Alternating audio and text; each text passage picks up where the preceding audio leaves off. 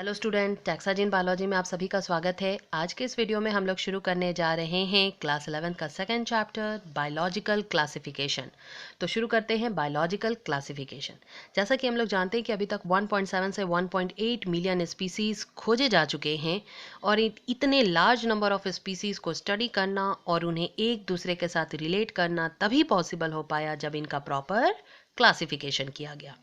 तो biological classification के अंदर हमें यही देखना है कि कैसे लिविंग ऑर्गेनिज्म का क्लासिफिकेशन होता है, कितने तरह के किंगडम हैं और इन किंगडम में आने वाले जो लिविंग ऑर्गेनिज्म हैं उनके क्या क्या फीचर्स हैं।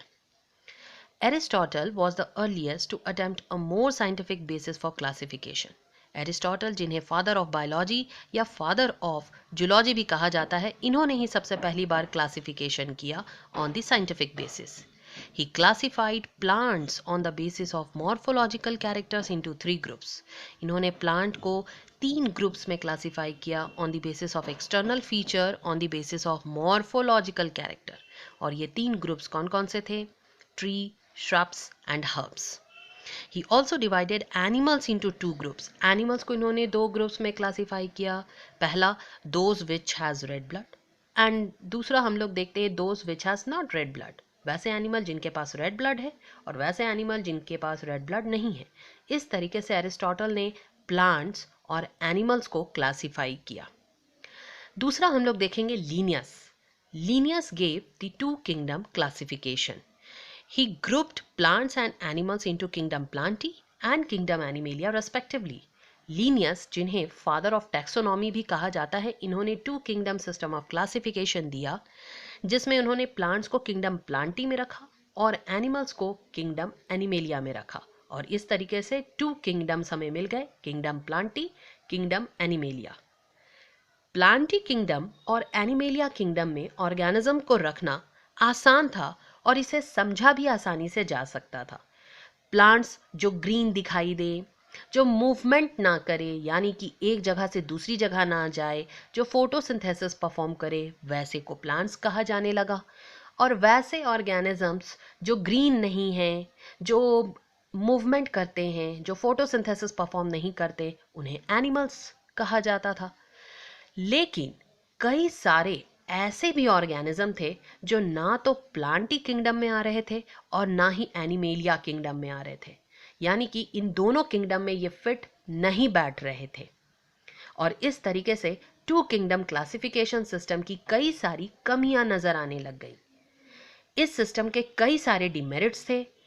और क्या क्या डिमेरिट्स थे? तो ये सिस्टम कई सारों के बीच में डिस्टिंग्विश नहीं कर पा रहा था, जैसे कि यूकैरियोट्स और prokaryotes, unicellular, multicellular, photosynthetic and non photosynthetic. तो हम लोग क्या देखते हैं कि 2 किंगडम क्लासिफिकेशन सिस्टम के कई सारे डिमेरिट्स थे। ये यूकैरियोट्स और प्रोकैरियोट्स के बीच में डिस्टिंग्विश नहीं कर पा रहा था, यूनिसेलुलर और मल्टीसेलुलर के बीच डिस्टिंग्विश नहीं हो पा रहा था, फोटोसिंथेटिक और नॉन फोटोसिंथेटिक के बीच भी डिस्टिंग्विश कर पाना मुश्किल हो रहा था। एग्जाम्पल के तौर पे हम लोग देख सकते हैं जैसे कि bacteria, Euglena, bread mould. Bacteria जो कि यूनिसेलुलर प्रोकैरियोटिक है, इसके पास सेल वॉल है, कुछ के पास फोटोसिंथेसिस करने की कैपेबिलिटी होती है, यानी क्लोरोप्लास्ट होता है, कुछ के पास नहीं होता। तो इन्हें किस किंगडम में रखा जाए, किंगडम प्लांटी या किंगडम एनिमेलिया? हालांकि रखा गया प्लांटी किंगडम में, जो कि गलत था। यूग्लिना यूनिसेलुलर यूकैरियोटिक है, मगर ये भी किंगडम प्लांटी या किंगडम एनिमेलिया, इन दोनों किंगडम में फिट नहीं आ पा रहा था, क्योंकि इसके पास दोनों के फीचर थे।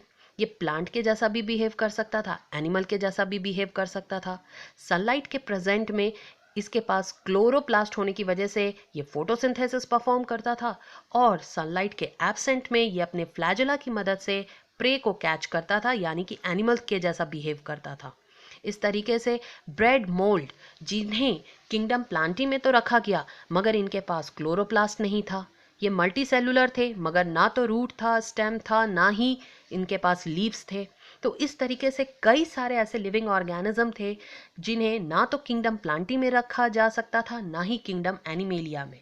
और इस तरीके से हम लोग देखते हैं कि 2 किंगडम क्लासिफिकेशन सिस्टम इनएडुकेट हो रहा था, इम्प्रॉपर हो रहा था, सही नहीं हो रहा था।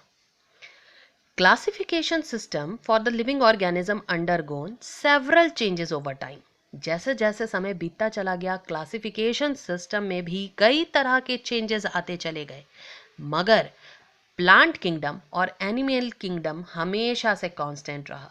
यानी कि कई सारे चेंजेस भले ही क्लासिफिकेशन सिस्टम में आए, मगर किंगडम प्लांटी और किंगडम एनिमेलिया ये दोनों हमेशा से कांस्टेंट रहा, ये दोनों किंगडम हमेशा से रहे।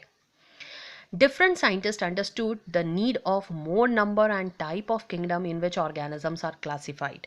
कई सारे साइंटिस्ट को ये रियलाइज हुआ कि दो किंगडम से काम नहीं चलने वाला है, और भी किंगडम के नंबर और टाइप को बढ़ाया जाए ताकि ऑर्गेनिजम्स को सही से क्लासिफाई किया जा सके, प्रॉपर क्लासिफाई किया जा सके। ऑर्गेनिजम्स को केवल उनके मॉर्फोलॉजी के बेसिस पर ही नहीं बल्कि अदर कैरेक्टरिस्टिक के बेसिस पर भी क्लासिफाई किया जा सके, जैसे कि cell structure, nature of wall, mode of nutrition, habitat, method of reproduction and evolutionary relationship. तो मॉर्फोलॉजिकल फीचर के साथ साथ ये सारे कैरेक्टरिस्टिक को भी शामिल करना चाहिए, इंक्लूड करना चाहिए, और number and type of kingdom को बढ़ाना चाहिए, तभी जाकर सारे ऑर्गेनिजम्स का प्रॉपर क्लासिफिकेशन होगा। और 1969 में आर.एच. विटेकर ने 5 किंगडम क्लासिफिकेशन सिस्टम को प्रपोज किया। तो आप देखेंगे कि 1969 में आर.एच. विटेकर ने 5 किंगडम क्लासिफिकेशन दिया, जिसके अंदर 5 किंगडम में कौन कौन से किंगडम थे? पहला मोनेरा, दूसरा प्रोटिस्टा, तीसरा फंजाई, चौथा प्लांटी और पांचवा एनिमेलिया।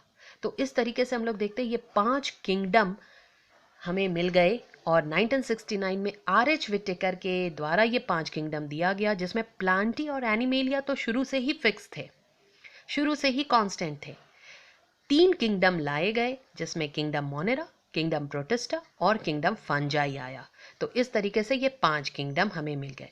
जो मेन क्राइटेरिया यूज किया आर.एच. विटेकर ने ये 5 किंगडम के लिए, वो क्या क्या थे?